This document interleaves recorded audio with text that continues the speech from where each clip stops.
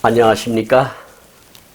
하나원 문학관 TV를 진행하는 손흥섭 시인입니다. 시청자와 문인 여러분, 오늘도 함께 해주셔서 감사합니다. 오늘 주제는 예고한 대로 제31화 하나원 시인의 자작시 해설 황토길입니다. 오늘은 15번째로 고 하나원 시인의 시 나라는 시에 대하여 하나원 시인의 자작시 해설집 황토길을 바탕으로 살펴보도록 하겠습니다. 먼저 나라고 하는 시 낭송을 진행자의 목소리로 들어보시겠습니다.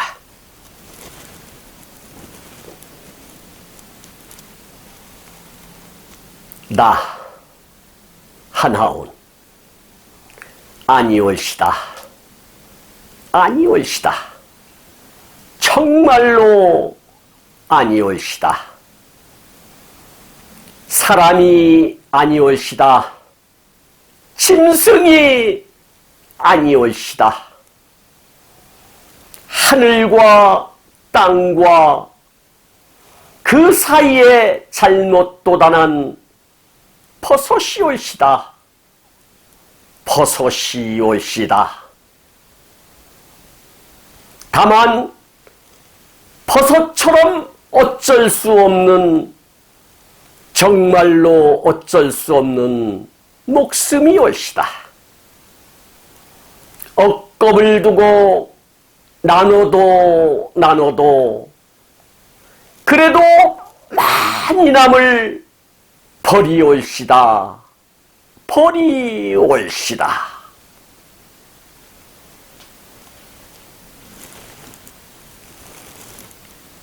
나라고 하는 시 잘 들어보셨습니까?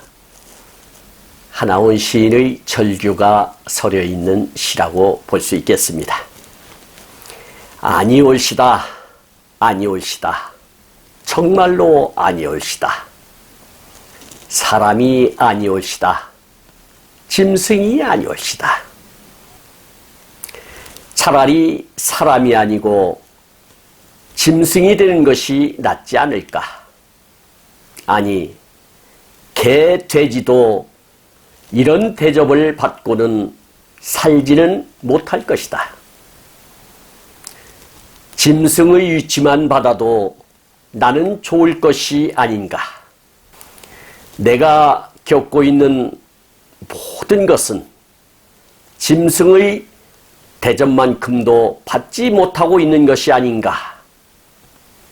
짐승이 아니올시다. 나는 여기서 이렇게 애쳐본다.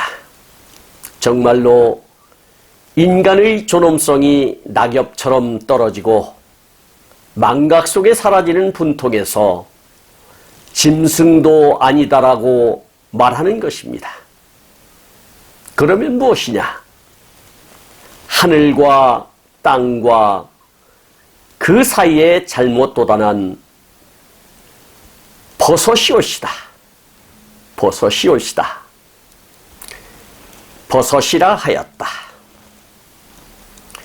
버섯처럼 음지나 썩은 나무에서 무성 생식을 하는 하등 식물 같은 것이라 자처한다.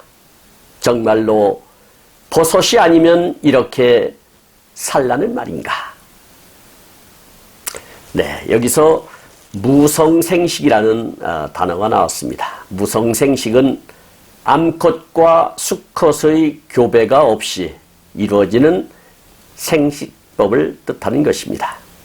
그리고 하동식물이라고 하는 것은 진화의 정도가 낮아 비교적 구조가 간단한 식물을 말하는 것입니다. 문둥이도 사람의 한 종류라면 인간으로서 서식할 수 있는 모든 조건을 모조리 박탈하고 어찌 사람으로서 살 수 있는 것인가? 그러기에 버섯이라 하였던 것입니다. 다만 버섯처럼 어쩔 수 없는, 정말로 어쩔 수 없는 목숨이 올시다. 이렇게 노래를 하고 있습니다. 인간 대접을 받지 못한다는 것은 영원무궁한 아득한 세월을 거쳐도 사라질 수 없고 오히려 많이 남을 버리라 하겠다고 나는 생각하겠다. 시인 조영암 선생님께서 이 시에 대하여 이렇게 소설한 바 있습니다. 이러한 시는 오히려 그의 다른 개구리와 같은 시 모양으로 한 방울의 눈물도 없이 그대로 읊어진 것이긴 하나, 그가 자기의 생명의 위치를 객관하려고 하면 할수록 그 생명의 심부에서 부르짖는 눈물의 감도는 더 한층 농도가 진해지는 것이다. 그 진해지는 어느 생명의 농도 위에 서서 하우는 인생을 포기하지 않고 노력한 바 있었던 것이다. 이렇게 시인 조영암 선생님께서는 보건세계라고 하는 잡지에 기고를 하였습니다. 이 하나운 시인의 시는 뭘 갖다 붙이고 빼고 할 것이 없습니다. 그 하나운 시인의 문둥병에 대한 자신의 고통과 처절한 울음을 토해낸 것이기 때문입니다. 그러면 1977년 발행된 하나운 시 감상을 지은 박거영 시인은 나를 어떻게 해설하였는지 알아보도록 하겠습니다. 조영암 시인은 하나운의 시를 평하여 다음과 같이 말한 바 있다. 여기서 조영암이라는 분이 등장하는데, 조영암은 1918년 5월 27일부터 돌아가신 날짜는 없는 걸로 되어 있는데, 다른 자료를 찾아보니까 2001년으로 되어 있습니다. 거기에도 연까지만 있고 월과 일은 없는 것으로 보아 아직 연구가 덜 된 것 같습니다. 조영암 씨는 승려이자 시인이고 작가였습니다. 1918년 5월 27일 강원도 해양에서 태어났으며 본명은 조승원 또는 조성원이다. 용정의 대성중학을 나왔고 15세에 건봉사라는 절에서 금이루 대강백의 은상좌가 되었다. 19세에 월정사에서 백초월 스님의 전강을 받았고 20세에 동학사 강주에 취임했다. 1943년 해화전문을 졸업했다. 해화전문학교는 지금의 동국대학교의 전신이라고 할 수 있겠습니다. 해방 후 북한에서 교사를 하다가 1948년 월남하였다. 건봉사의 승려로 있을 때 한용운, 조영출 등의 영향을 받아 문학에 입문하였고 1938년 조선일보에 시 파초를 발표하였다. 한국전쟁 중에는 종군 작가로 활동하였고 건봉사의 부도와 출정사라는 시비를 세웠다. 여기서 출정사라고 하는 것은 전장으로 나서는 젊은이의 각오를 간결하게 노래한 것을 말하고 있습니다. 그 시는 눈물의 언덕을 넘어섰다. 그 눈물의 언덕은 보통 정도의 고민과 노력으로는 도저히 넘어설 수가 없는 것이다. 그러나 천형의 벌 측면에서 보면은 유래되는 뼈 아픔이 비탄과 애수에서 또 감상과 눈물에서 완전히 탈퇴하는 것을 의미함은 아니다. 하운의 시의 도처에서 우리는 이따금 폭포처럼 쏟아지는 눈물을 발견하거니와 또 소리 없이 흘리는 눈물을 엿볼 수 있는 것이다. 그 이러한 눈물들은 그의 생명의 신부에서 울부짖는 그의 지고한 영혼의 절규가 아닐 수 없다. 사실 하운의 시는 어떤 것은 폭포처럼 쏟아지는 눈물이요, 또 어떤 것은 소리 없이 흘리는 눈물이다. 여기 이 시는 너무나도 엄청난 비탄의 경지에서 울부짖는 통곡, 바로 그대로인 것이다 라고 박거영 시인은 해설하고 있습니다. 여기서 비탄이라는 단어가 나왔는데요, 비탄은 슬퍼하며 탄식함을 뜻하는 말이 되겠습니다.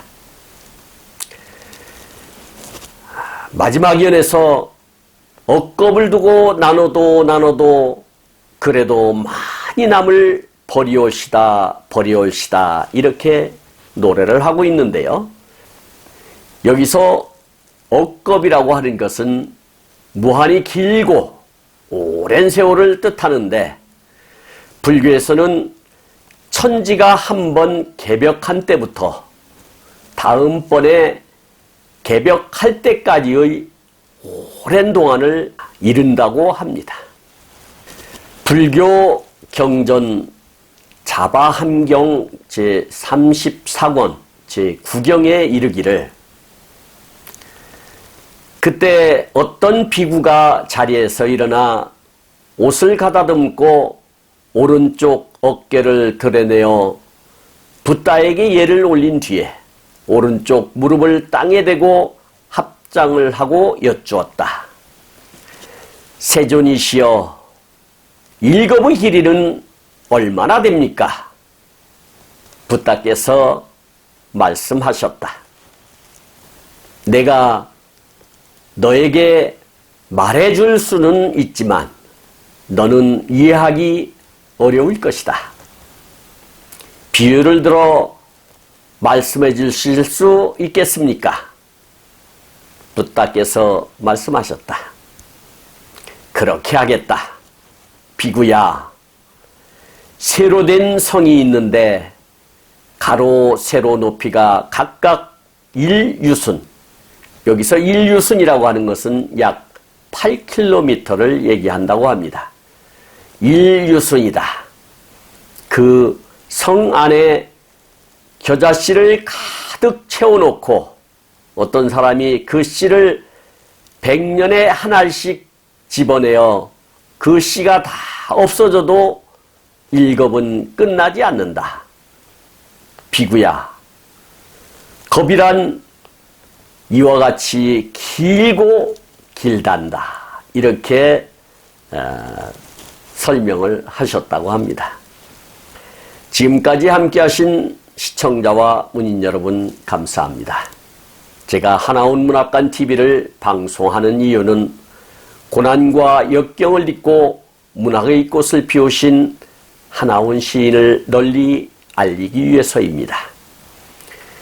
여러분의 주변이나 하나온 시인에 관심 있으신 분께서는 인터넷 포털 다음의 카페에서 하나온 문학관을 검색하여 가입하시면 고 하나온 시인에 대한 다양한 자료를 접할 수 있으며 많은 시인과 문학 활동을 함께 할 수 있습니다. 그리고 유튜브에서 하나온 문학관 TV를 검색하시면 하나온 시인의 진면목을 발견하실 수 있습니다. 오늘도 함께 하시어 고맙습니다. 다음은 제32화 하나온 시인의 자작시 해설집에 수록된 수수야곡을 소개하도록 하겠습니다. 감사합니다. 진행의 손웅섭이었습니다.